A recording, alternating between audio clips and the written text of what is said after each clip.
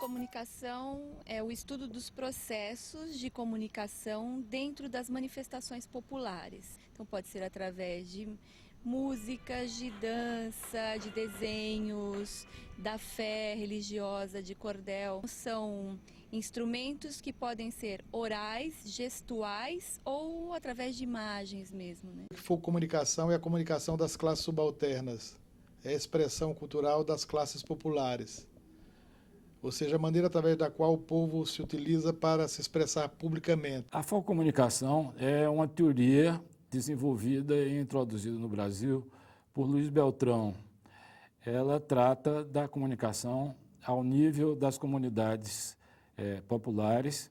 E os estudos da focomunicação hoje incluem também a relação das comunicações ao nível populares com a comunicação transmitida pela mídia. O professor Luiz Beltrão se deu conta de que, da mesma maneira que a teoria funcionalista norte-americana identifica dois conceitos básicos, que são o líder de opinião, né, dentro de grupos, e, por outro lado, o fato de que a comunicação ela não se dá diretamente de um emissor para um receptor final, mas ela cria cadeias de recepção e de retransmissão, ou seja, um mesmo receptor num primeiro momento ele se torna um novo emissor num segundo momento, é o caso típico da comunicação de massa. Luiz Beltrão, jornalista, professor da Universidade da PUC de Pernambuco, ele criou essa área de pesquisa e escreveu sua tese de doutoramento sobre o tema Focomunicação, a comunicação das classes populares. O primeiro artigo que ele escreveu sobre o tema foi um estudo sobre o ex-voto. O ex-voto é o pagamento da promessa que ele vai se comunicar com o santo oferecendo aquele ex-voto como um pagamento da promessa a nível simbólico, né? O Luiz Beltrão é o criador da focomunicação enquanto disciplina acadêmica. Ele, nos anos 60, era um jornalista atuante na imprensa do Recife e, como repórter, ele foi cobrir muitas vezes acontecimentos que ocorriam nas periferias. E foi cobrindo as favelas, observando os poetas populares, os produtores de literatura de cordel, os brincantes do Bumba Meu Boi e outros acontecimentos dessa natureza. Ele fazia reportagem no Diário de Pernambuco. E, em seguida, ele começou a sistematizar esse conhecimento acumulado na reportagem e gerou, portanto, uma tese de doutorado que ele defendeu em 1967 na Universidade de Brasília, que foi um marco nos estudos de comunicação do Brasil. Desde 1964, quando Luiz Beltrão defendeu a tese de doutorado, a primeira tese de doutorado no Brasil sobre comunicação social na Universidade de Brasília, a sua tese estava inédita até 2 anos atrás. A Melhoramentos havia publicado uma parte dessa pesquisa, mas numa época, no Brasil ainda sob ditadura, houve algumas pressões, a editora entendeu que poderia haver problemas de censura com parte do texto teórico publicado e abandonou a ideia. Mas a tese, lá de 64, 67, nunca havia sido editada. E nós, então, dentro da coleção de livros de comunicação do nosso programa de pós-graduação em comunicação social da PUC, nós publicamos, então, o texto. A grande importância da focomunicação é justamente essa questão levantada por Luiz Beltrão, quando ele percebe que entre a recepção dos conteúdos dos meios de comunicação de massa e as camadas populares, existia um denso campo de mediações. E aí Luiz Beltrão percebeu que essa recepção não era um processo passivo, como se falava, se dizia na época. E ele percebeu isso de forma muito brilhante, e aí ele construiu a teoria da focomunicação nessa concepção. Então, Luiz Beltrão percebe que nessas mediações entre a recepção dos conteúdos dos meios de comunicação de massa e os produtores da cultura popular, havia uma série de interferências, série de recomposição e de construção de novos sentidos. Então, Luiz Beltrão dá essa ideia e aí constrói a teoria da focomunicação. A partir dessa perspectiva, o Luiz Beltrão se deu conta de que em comunidades mais isoladas, a mídia de massa ela não chega diretamente às comunidades, ela vem mediada por uma série de outros agentes. É o caso tipo, por exemplo, do folheto de cordel, que foi um dos primeiros exemplos que ele estudou, né? Quer dizer, casos da política, situações vividas em determinado momento, nós podemos falar da seca aqui no Rio Grande do Sul, esses fatos são retrabalhados por essa liderança intermediária, que recolhe a narrativa ou o próprio acontecimento numa sociedade mais ampla, mais complexa, mais massificada e traduz em termos, numa linguagem que possa ser compreendida pelas comunidades mais fechadas, mais isoladas. Então, a partir desse princípio, basicamente, o professor Luiz Beltrão idealizou o que ele chamou, então, de folk comunicação. Seria aquela comunicação popular, aquela comunicação vinculada a todos aqueles grupos, segmentos, na sociedade rural ou na sociedade urbana, que não vivenciam de maneira direta ou de maneira plena a comunicação de massa, tal como nós a entendemos hoje. Quando a gente diz que a FOCOM, ela estuda os aspectos comunicacionais das classes populares, nós estamos dizendo que ela estuda o folclore e vai enfocar nele o aspecto da comunicação. Pode estudar também as manifestações das classes populares urbanas ou rurais, mas enfocando o processo comunicacional.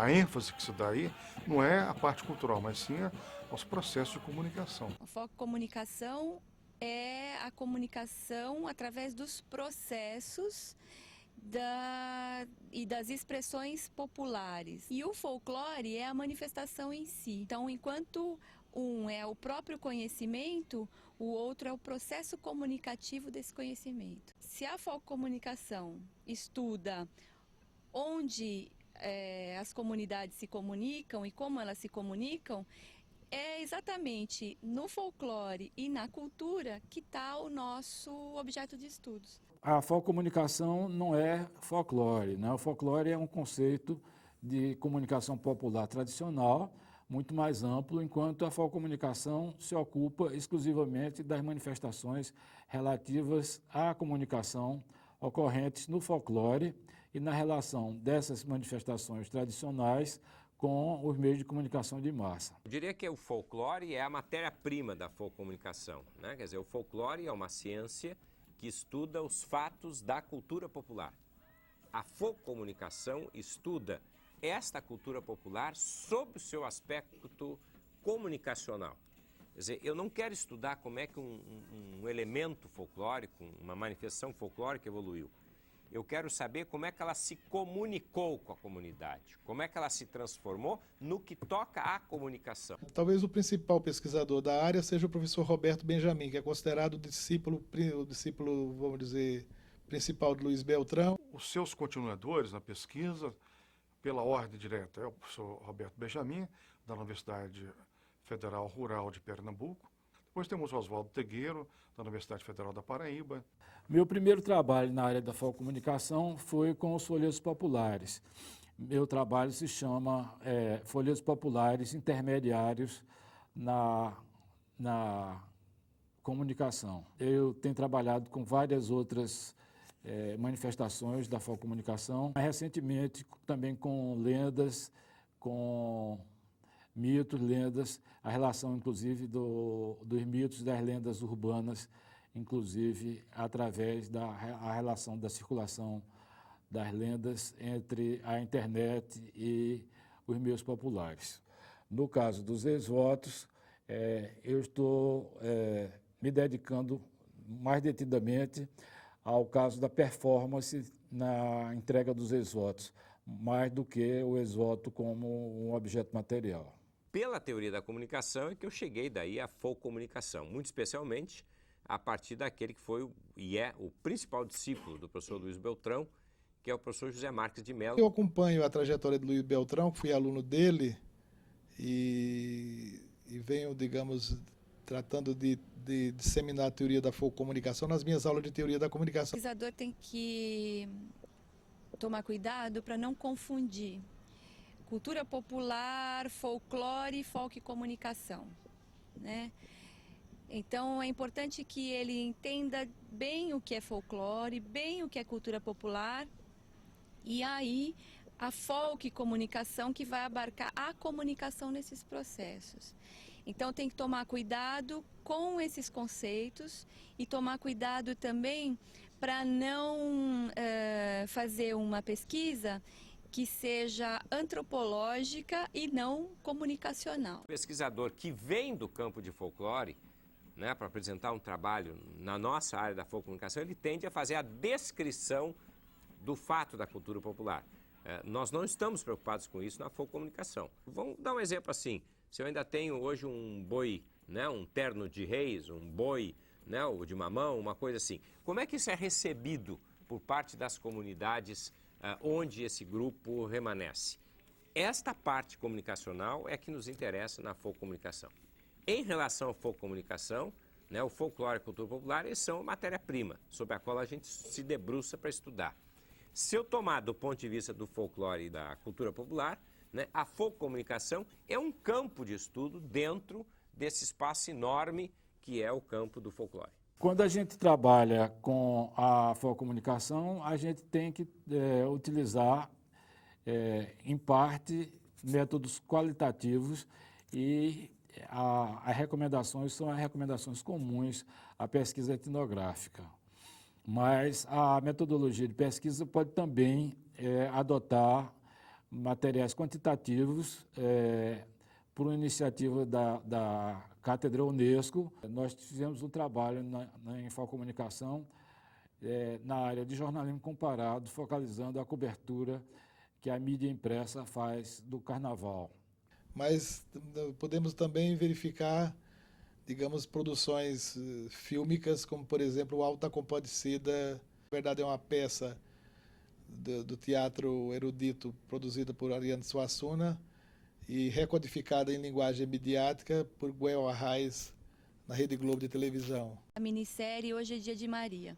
Ela é toda trabalhada em cima de expressões populares, né? Músicas, cantigas, né? Vestimentas, crenças.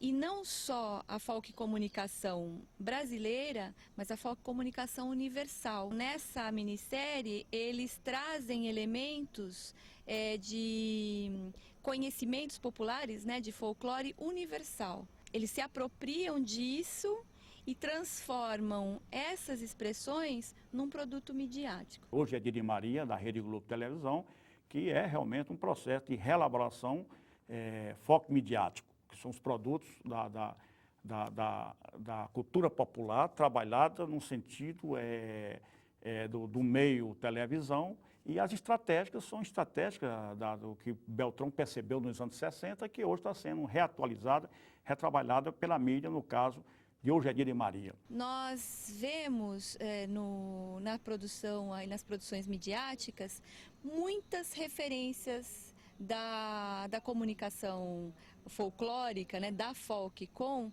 estampadas aí nos produtos, e as pessoas acham que não. Muitas lendas, muitos contos, muitos tipos que são construídos pela Folcomunicação estão lá. Então, por exemplo, né, são usadas figuras, sereias para vender carro. São usadas personagens como Saci Pererê para vender algum outro produto ligado a coisas quentes, né? Agora, por exemplo, recentemente, a Kibon lançou sorvetes ligados às tentações, aos 7 pecados capitais. E sempre os personagens dessa propaganda remetem a crenças, a mitos populares. Então, quando eu retomo esses mitos para vender um produto hoje, com uma roupa nova, na verdade eu estou retomando o processo de folcomunicação tradicional e atualizando para a mídia hoje, né?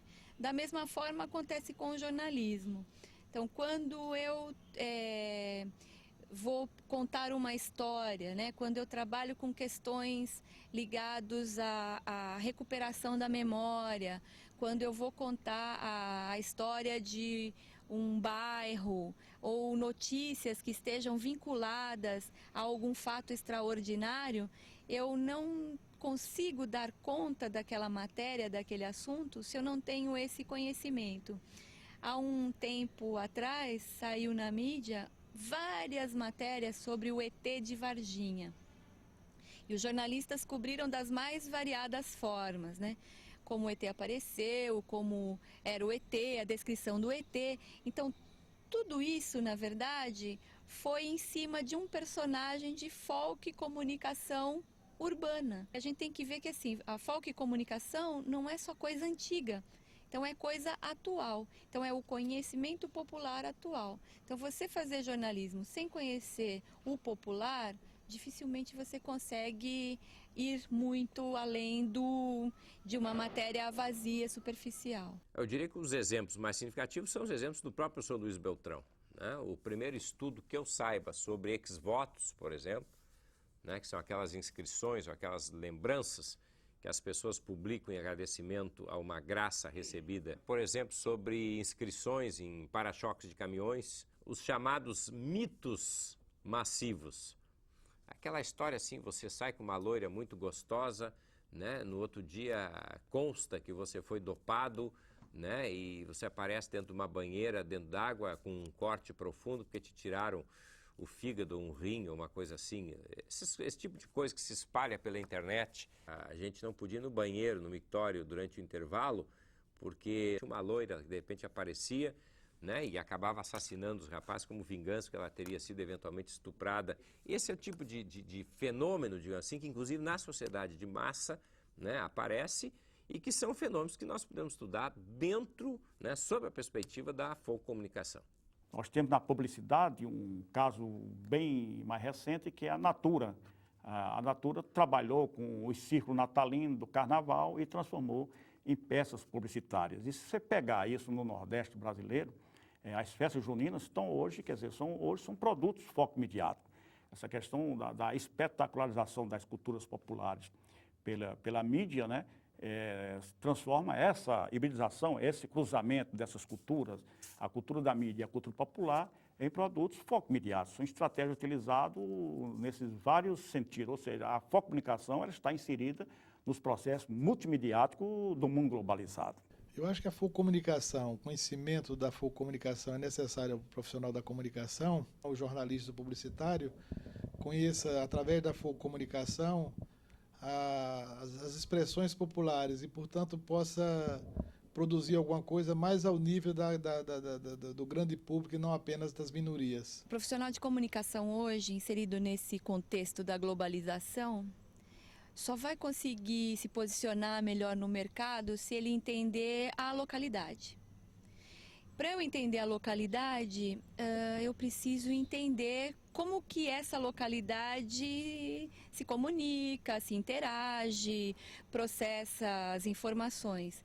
Então, quando eu passo a conhecer isso, eu passo a conhecer a folk comunicação. É fundamental para o profissional da área de comunicação entender o que é folk comunicação, não só como conceito, mas vivenciando, observando a comunidade, percebendo as potencialidades que tem, culturais, perceber os conhecimentos espontâneos, né, da comunidade. Se você vai ser um profissional da comunicação, na publicidade, no marketing, no jornalismo, você tem o que usar com a folk comunicação. Não exclusivamente, até porque não tem nenhum campo isolado. Mas, sobretudo, você vai ser pesquisador, né? Você vai ser um teórico do campo da teoria da comunicação, por exemplo. Evidentemente que a Folcom tem uma importância muito grande. Nós temos visto, ultimamente, muitas manifestações populares sendo atualizadas para serem apresentadas comercialmente. Na festa junina, muitas cidades recuperando isso, trazendo músicas novas, não só para virar negócio, mas primeiro para envolver a comunidade se apropriar daquilo, né, se reapropriar, porque aquilo já é dela, né? E aí, quando isso acontece, isso vira uma possibilidade de produto mercadológico. Fazer um mapeamento do estudo do artesanato de palha, artesanato de madeira, artesanato de barro, né? E colocar dentro do aspecto turístico e aproveitar para o desenvolvimento do turismo. E o turismo está muito ancorado nas danças populares, nas músicas populares, no artesanato popular, na religiosidade popular. Então, é uma saída econômica das fundamentais. Vai encontrar aí forma diferente de fazer um pão de queijo, forma diferente de fazer um doce de abóbora, sem falar do pano de prato, que cada família usa de uma forma diferenciada, com desenhos E isso tudo poderia ser comercializado, poderia gerar renda para muita coisa.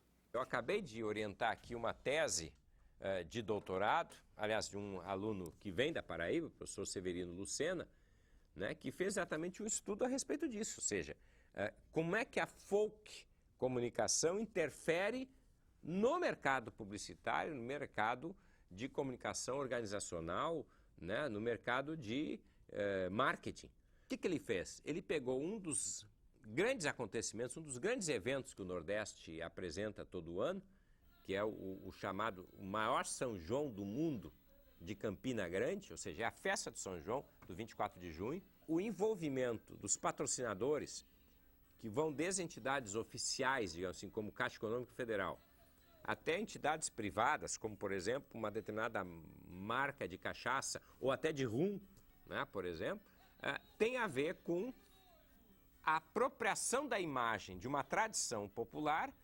vincular essa imagem com um produto, que é um produto altamente industrializado, para exatamente garantir ou buscar o consumo ou a legitimidade junto à comunicação, né, popular. Você vincula essas imagens diretamente aos produtos ou às marcas que estão patrocinando a festa. Uma manifestação como típica do Brasil inteiro, principalmente o Bumba Meu Boi, na verdade tem função muito mais lúdica, diversional. Mas termina tendo, digamos, o componente do negócio, porque só pode existir, na verdade, que tem patrocínio. E então termina havendo, digamos, uma aproximação com as fontes de marketing, de merchandising, para subsidiar esses processos populares.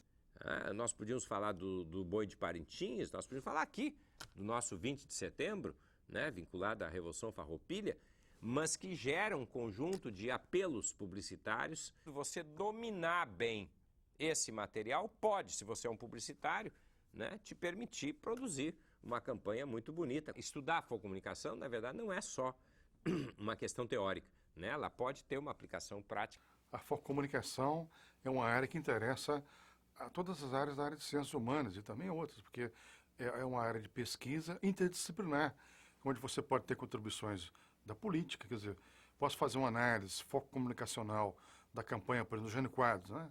Só para ter uma ideia, Jânio Quadros com a vassourinha trouxe uma dimensão foco-comunicacional à propaganda política. Eu posso pegar a propaganda do Collor. Eu quero fazer um trabalho sobre isso. Todo o conjunto de piadas, de imagens que se tem criado sobre o presidente Lula e que depois são espalhados pela internet. Observe, por que isso é um tema comunicacional interessante? O presidente Lula é, evidentemente, uma liderança que vem da cultura popular, né? Se urbaniza, tem um carisma popular, mexe com o gosto popular, expressa valores populares, mas vive, evidentemente, um universo absolutamente à parte. Convive com a estrutura da comunicação massiva, até porque ele é uma fonte de informação fantástica no nosso cotidiano.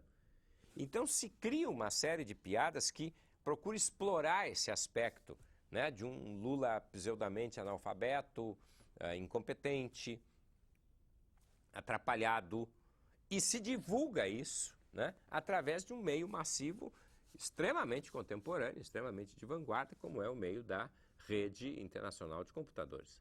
A FOCOM contribui para a formação profissional do estudante de publicidade na medida que ele vai compreender que manifestações culturais de determinadas regiões, elas podem ajudar a ele realizar campanhas publicitárias. O estudante de jornalismo também, se ele vai fazer um estudo, você vai cobrir uma festa popular, uma manifestação folclórica em determinado lugar, ele tem que entender a origem da manifestação, ele tem que entender as raízes, ele tem que saber explicar isso para o público, quer dizer, ele vai entender os significados e os processos comunicacionais e passar isso na sua reportagem. Para o entendimento da foco comunicação, eu vejo 3 procedimentos, né, básicos.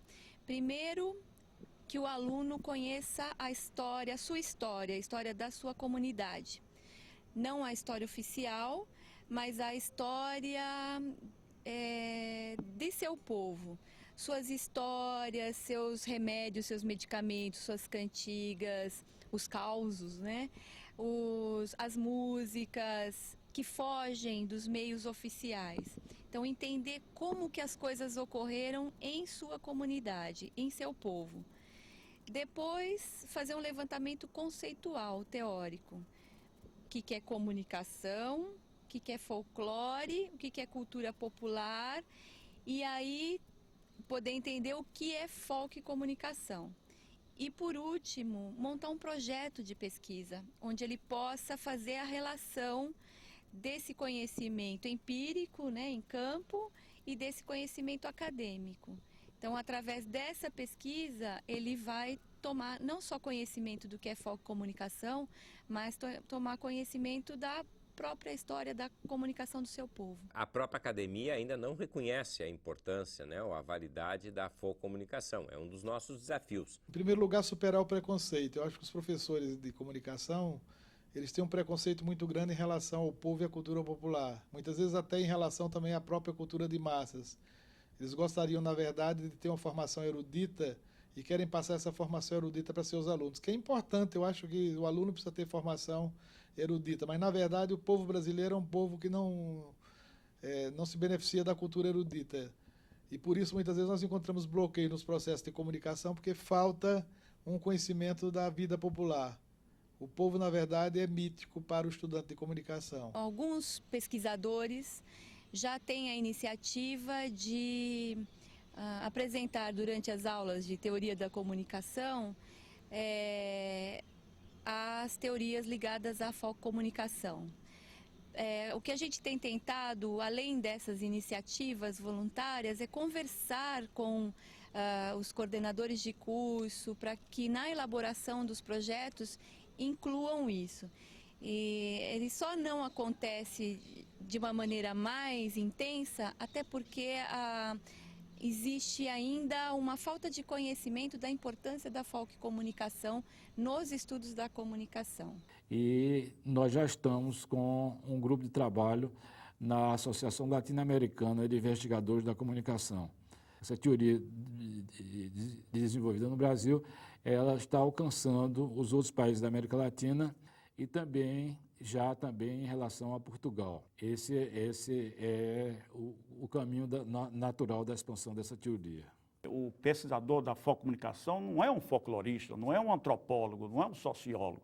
Ele é um comunicólogo, ele tem que trabalhar nesse sentido, ele tem que se preparar para isso, sem, evidentemente, esquecer da antropologia, da sociologia e trabalhar nesse campo multidisciplinar que vai nos permitir essa safra de conhecimento. E aí o profissional de folk comunicação ele tem espaço amplo para televisão, para a mídia como um todo, da publicidade, no rádio, na mídia impressa, etc. Então, eu vejo um campo novo e que os cursos de comunicação, tanto na graduação como na pós-graduação, devem prestar mais atenção a esse novo filé, esse novo caminho que se delineia, faz o caminho que está sendo construído da comunicação contemporânea no mundo globalizado. A Rede Folkcom desenvolve atividades relacionadas à pesquisa e à divulgação das pesquisas através da Conferência Nacional. A gente, em 8 anos, a gente vem incentivando que as pessoas divulguem o que seja folk comunicação, elaborando projetos, apresentando os resultados desses projetos em conferências, em seminários regionais, em palestras. Então, nossas atividades, elas se centralizam na divulgação, na expansão e na sistematização da folk comunicação como área da comunicação, área científica.